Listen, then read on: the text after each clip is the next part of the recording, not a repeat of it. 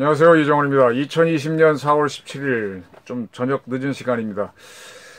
오늘 제가 드린 거는 이제 선거가 끝났으니까 선거 이후에 대한민국은 더 큰 위기를 맞을 거다는 얘기를 여러 차례 말씀드렸습니다. 그거는 뭐 여당이 이기든 야당이 이기든 예정된 거였는데 조금 차이는 있을 수 있겠죠. 근데 이제 큰 차이, 차이를 떠나서 위기가 시작됐습니다. 지금 선거 결과를 놓고 만족해 하시는 분, 불안해 하시는 분들 매우 많겠지만 그것과 관계없이 기차는 갑니다. 누가 짓든 기차는 쾅쾅 갑니다. 근데 이미 벌어진 상황 때문에 폭주를 할 수도 있고 안전하게 갈 수도 있고 그건 모르겠습니다. 오늘 제가 드리는 주제는 미제 무기 살동으로 재난기금 준다고 한미 대전 시작됐다.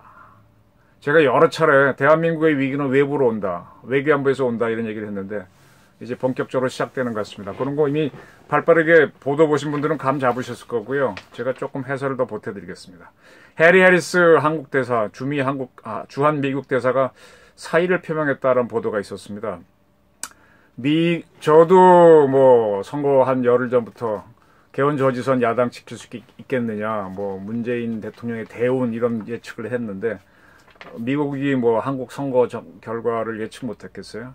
4.15 총선 결과를 예상했기 때문에 해리스 대사가 골치가 아파서 그만둔다 그랬겠죠. 그것만 예측했겠습니까? 저도 총선 이후에 본격적인 위기가 온다, 외부적인 외교안보 위기가 온다 그랬는데 문정부가 승리를 하게 되면은 대미 자주노선을 걸음으로 해서 한미 간에 매우 파열음이 나는 것을 해리스 대사는 충분히 예상하겠죠. 그런 걸 어떻게 풀어야 할지 상당히 좀 그래서 아마 사의를 표현하지 않았나 이제 그렇게 보입니다. 지금부터 4.15 총선의 결과는 국민 여러분 잊으셔도 좋습니다. 야당에서 홍준표가 오니 어쩌니 개편이니 하는 거 주목할 것도 없습니다. 그거는 앞으로 벌어질 일에 비하면 별게 아니니까요. 생사의 문제에 우리가 들어가는 거니까. 자, 남한과 북한 그리고 미국과 중국 얽혀갖고 복잡한 한반도의 국제정치가 벌어질 겁니다. 자, 이게 언제가 보도가 나왔나 지금 쳐보시면 되는데 국방기술품질원이라고 있어요. 국방부 산하연구기관이라고 그러나 시험기관이라고 해야 되나 우리 기품원이라고 많이 하는데 거기에서 2019년 세계 방산시장 영감이라는 거를 냈습니다. 작년 말인가요? 그런 보도가 있었습니다. 그 보도를 잘 보시면 됩니다. 아니면 지금 제가 지금 방송에서 정리하는 것도 한번 보시면 좀 이해하기 쉬울 거고요. 2009년부터 18년 사이 10년 동안 대한민국이 미국으로부터 수입한 무기는 62억 7,900만 달러다. 우리 돈으로 9조 3,115억 원이다. 그런 거거든요. 그 기간 10년 사이에 미국은 931억 달러의 무기를 수출했는데 한국은 그중 6.764%를 수입했다. 미국이 세계로 수출한 것의 6.8% 정도를 수입했다. 한국이. 그게 랭킹으로 따지면 세계 4위다. 그 10년 동안 가장 많은 미국제 무기를 수입한 나라는 중동의 부호국가 사우디아라비아 134억 달러 14.47%. 2위는 호주 77억 달러. 3위는 유나이티드 아랍에미레이트 69억 달러. 그 다음에 4위가 대한민국 62억 달러. 이렇게 됐다는 겁니다. 근데 우리보다 잘 사는 게 분명한 일본은 36억 4천만 달러를 수입했다. 세계 8위다. 이렇게 그 영감이 되어 있습니다. 요거 한번 여러분들 인터넷에서 한번 기사 찾아보세요. 이런 기사 있습니다. 그러면서 이제 제가 이걸 가지고 좀 분석을 해봤어요. 일본과 한국을 딱 비교하면 됩니다. 아마 지금 문정부에 있는 분들도 요거를 다 분석을 했을 겁니다. 저보다 먼저. 자, 한국은 일본에 비해서 면적은 한 3분의 1이 안 되고 인구도 3분의 1이 좀 안 되죠. 3분의 1 정도 되죠. 그래서 우리하고 일본하고 1인당 GDP 차이가 거의 없잖아요. 그런데 이제 국가가 그쪽이 크니까 국부는 3분의 1 정도 일본이 많습니다. 일본의 국부는 GDP는 4조 9,700억 달러. 세계 3위입니다. 일본이 세계 3위입니다. 4조 9,700억, 5조 달러 육박하죠. 대한민국은 1조 7,200억 달러입니다. 예, 세계 10위입니다. 일본의 34.6%, 한 3분의 1 조금 넘는 수준입니다. 국가 총부가. 근데 국방비는 일본이 466억 달러를 쓰고 우리가 431억 달러를 씁니다. 거의 차이가 없죠. 일본을 100으로 봤을 때 우리가 92.5%까지 따라갔습니다. 일본보다도 국력은 국부는 3분의 1밖에 안 되는데 국방비는 거의 비슷합니다. 예, 이게 지금 뭔가 언밸런스한 거죠. 일본이 정상인지 우리가 정상인지 모르겠습니다. 그리고 10년간 미국 무기를 구입한 걸 보게 되면은 일본은 36억, 우리는 62억 달러를 했는데 우리가 일본보다 1.7배 이상 많다. 거의 2배 가까이 미국제 무기를 많이 샀다. 이게 이제 이 정부의 주사파적 생각을 갖고 있는 사람들의 의문점이겠죠. 일본이 그렇게 친미 국가인데 이거밖에 안 사는데 대한민국은 왜 이렇게 미국제 무기를 많이 사지? 제가 발견하는 겁니다. 요걸 물건으로 쓸 거라고 봅니다. 우리 정부, 문재인 정부가 4월 15일 총선에서 이기고 바로 16일 날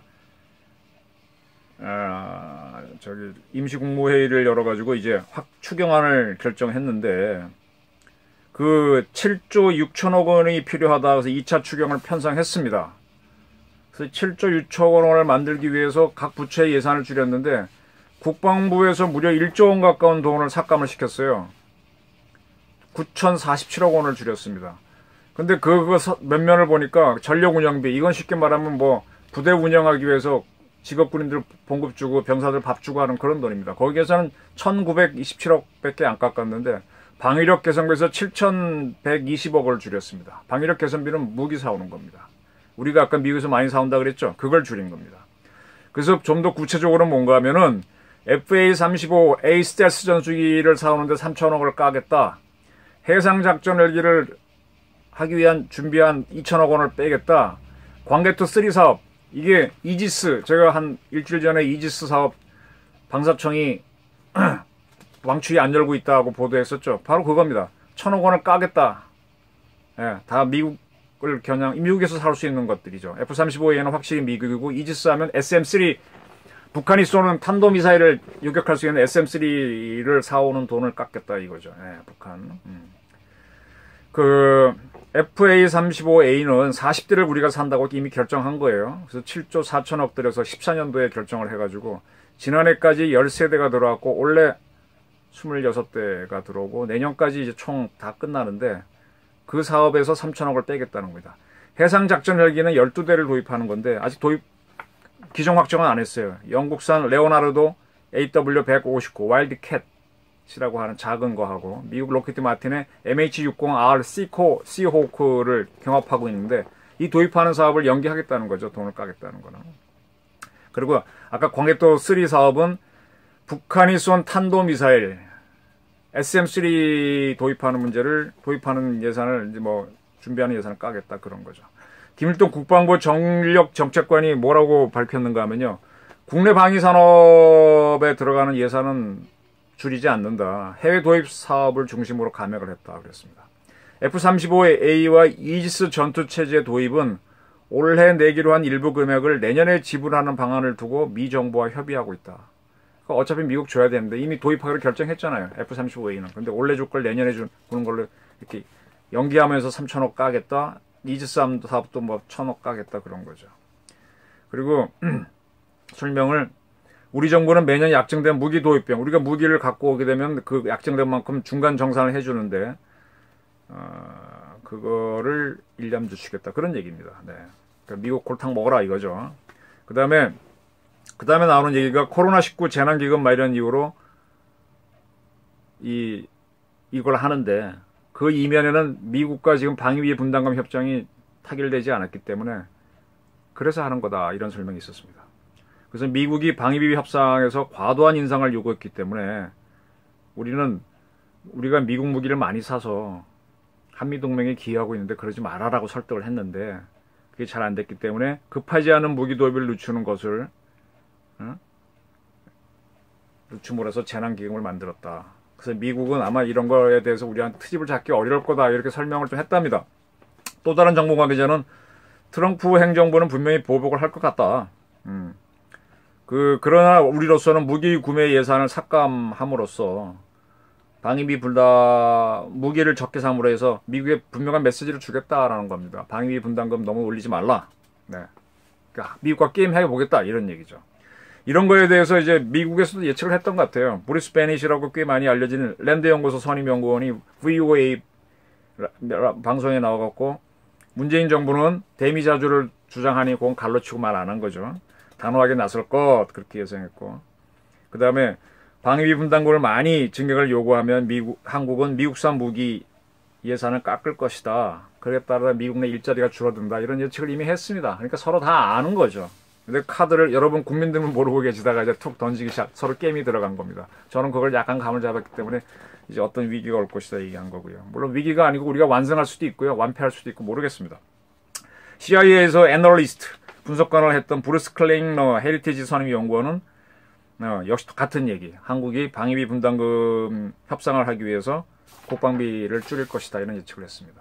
네. 그리고 영국의 파이낸셜 타임스도 아까 우리 해군의 해상작전 헬기 사업 비용을 줄이니까 영국도 이제 헬기를 우리한테 팔려 그러잖아요. 미국하고 경쟁 중인데 영국이 자국 입장에서 판매 계획이 좌절될 것 같다. 이미 보도가 다 나왔습니다. 우리 국민들만 모르고 계셨죠. 실제로 말입니다. 이런 적이 있습니다. 제가 기억이 정확하게 안 나는데 MB 때인 것 같아요. 그때 해상작전 헬기를 MB가 굉장히 이 돈을 따지는 사람이잖아요. 그때 방위비를 할 때 가격 경쟁을 시켰어요. 무리하게. 그래서 그때 해군에서 작전 헬기로 미국이 아까 말한 MH-60 그 헬기를 굉장히 원했는데 가격 경쟁을 하니까 그게 안 됐죠. 그래서 그때 유럽제를 갔었죠. 네. 그 후유증 때문에 지금 이제 해상 작전 헬기를 추가를 하면서 미국제 MH-60을 상당히 염두에 두고 지금 이 사업을 하는 것 같아요. 네. 근데 그때 그 돈 따졌던 게 MB 정부라서 그렇게 영국제를 도입한 적이 있어요. 그리고 또 그때 중요한 FX 사업을 해가지고 또 가격 경쟁을 시켜서 보잉사의, 그때는 뭐 미국끼리 경쟁했는데 보잉사의 사일런트 이글 F-15SE를 결정했습니다. 가격으로. 근데 그거를 박근혜 정부에서 뒤집어서 F-35A를 사게끔 만들었어요. 그것 때문에 이제 이 정부, 문정부 출범하고 난 다음에 그 방취의 결정을 뒤집는 게 뭐냐고 조사가 들어갔었죠. 김관진 씨를 조사하고 그랬었는데 그만큼 상당히 대미사주적이죠. 근데 북한이 핵실험하고 막 그랬을 때 F-35A 산 게 잘 됐다는 여론이 더 많았습니다. 박근혜 정부에서 뒤집은 게 잘했다. 뭐 그런 얘기가 있었는데 어쨌든 돈 따지는 거 가지고 한 거는 MB나 이 정부도 비슷한데 이 정부가 더 훨씬 강력한 수를 지금 간다는 겁니다. 그리고 이 정부가 지금 재난기금을 나눠주는 거는 국민들한테 이렇게 나눠주는 거잖아요. 그거는 굉장히 잘 하는데 지금 4월 1일부터 주한미군에 근무하는 한국인 근로자들이 무급휴직 들어갔습니다. 방위비 분담금 협정이 타결 안 돼가지고 그분들을 위한 국방부에서 특별법을 만들어서 한국 정부 예산으로 뭐 어떤 봉급을 주겠다 이런 추진을 하고 있습니다. 절대 국민들 표 떨어지는 건 안 하겠다 이런 얘기죠. 네. 어떻게 보십니까? 우리 문정부가 하시는 게 잘한다고 보십니까? 한국 방위를 흔든다고 보십니까? 이제 얼마 전에 왜 우리 문 대통령이 트럼프랑 통화를 하면서 한국산 키트 제공하겠다. FDA나 잘 통과시키게 해라 이랬지 않습니까? 우리가 미국에 그들이 원하는 키트도 팔았는데 미국은 안 깎아줘? 그런 얘기 나왔었죠. 그런 분위기가 이제 청와대 주류라는 얘기죠. 자, 한미동맹을 유지하면서 실익을 챙기기 위한 싸움을 문재인 정부가 하고 있느냐? 민족공조, 북한과 관계를 좋게 하기 위해서 양키 고홈을 전제로 한 양키 때리기냐? 판단해 보십시오, 국민 여러분. 근데 분명한 거는요, 문 대통령이 2019년 2월 달에 하노이 회담, 미북 회담 2차 있었죠. 그걸 앞두고 트럼프랑 통화했을 때 미북 간에 타결만 잘 되면은 대북 투자는 우리가 다 떠맡겠다 이렇게 발표를 했었죠. 통화를 했다고 발표했었죠. 그때 미북 협의가 잘 될 줄 알고. 근데 그때 팍 깨졌잖아요. 트럼프가 깨버렸잖아요. 그렇게 했던 분이 한미 방위 분담금 협정은 못 올리겠다. 이래서 제가 도대체 이분은 민족공조가 우선이냐 한미동맹이 우선이냐. 여러분, 민족공조가 우선입니까? 한미동맹이 우선입니까? 저는 국제정책을 공부했기 때문에 저는 제 결론은 명확합니다. 근데 아마 민족공조에 가시는 분들 많을 거예요. 네. 그게 이제 지난번 4.3 사건 같은 경우에 내 가족이 죽었는데 그걸 죽인 국군을 적으로 볼 것이냐 아니면은 뭐 남로당의 활동을 한 남로당을 적으로 볼 것이냐 이 문제입니다. 이게 항상 딜레마입니다. 여기에 대한 결론을 못 내리면 한국 사회는 헷갈리는 겁니다. 자, 제가 한번 질문을 드려볼게요. 재난기금 필요합니다. 근데 이거를 꼭 국방부에서 이렇게 많이 줄였어야 했을까요? 다른 데 줄일 데 없나요? 제가 보기에는요, 지금 정부 축제 다 못하잖아요. 많아요. 줄일 데 많아요. 추경 편성하는데 줄일 때 많습니다. 추경 아닌 것 같고도. 그리고 왜 미국은 방위 분담금을 이렇게 많이 인상했냐? 트럼프의 욕심, 아메리카 퍼스트도 있겠죠. 근데 그것만 있을까요? 생각해 보십시오. 자, 저는 미국이 트럼프가 뒤끝이 만만치 않을 거로 보는데 주한미군 감축으로 응수하면 어떻게 할 것이냐라는 게 한번 제가 던져보는 화두입니다. 이 시청자 여러분께. 이렇게 해서 만약에 주한미군 감축을 한다. 한국이 돈을 안 댔기 때문에 병사 뺀다. 가족도 뺀다 그러면은 한국에서 어떤 뱅크런 안 일어날까요? 한국 신용등급 떨어지지 않을까? 이렇게 되면 누가 좋아요? 중국과 북한이 좋죠. 잘한다. 불지르겠죠. 한국에 자꾸 민족공조 이렇게 해서 대미 자주투쟁하라는 방송이 많이 나올 겁니다. 지금 북한이요. 식량이 급합니다. 여러분들 선거하느라고 놓치셨는데 북한이 지금 보릿고기에 들어가고 있거든요. 그래서 북한이 지금 단거리 미사일을 계속 쏜 게 쉽게 말하면 전문가끼리 얘기하면 우리 빨리 지원해줘. 누구든. 근데 이 지원을 미국은 안 해줍니다. 한국은 하고 싶어도 유엔 제재 때문에 못합니다. 이거 중국이 할 겁니다. 중국이 그동안 코로나 때문에 이 물류를 못 돌렸는데 중국이 지금 잡아가고 있기 때문에 지금 4월 말에 식량 지원 들어갑니다. 중국은 코로나 본격화되기 전 12월 23일 작년 단동에서 상당한 물량을 북한에 제공했습니다. 그때 북한이 ICBM급 쏜다고 뭐 그런 투로 굉장히 위협을 가했었죠. 그 계속 중국이 북한을 달래줍니다. 왜? 북한이 손재하는 게 자기네한테 유리하니까. 지금 중국도 코로나 때문에 식량이 부족할지 모르는데 북한 지원합니다. 그래서 중국과 북한은 짝짝꿍으로 가는데 우리 한미는 틀어지는 거죠. 자, 이제부터 문재인 정부의 색깔이 나옵니다. 대미자주를 할 것이냐 아니면 우리 국익을 위한 투쟁을 할 것이냐. 이렇게 되면은 어쨌든 문정부에 숨어있는 주사파들이 움직일 겁니다. 한번 보십시오. 누군지.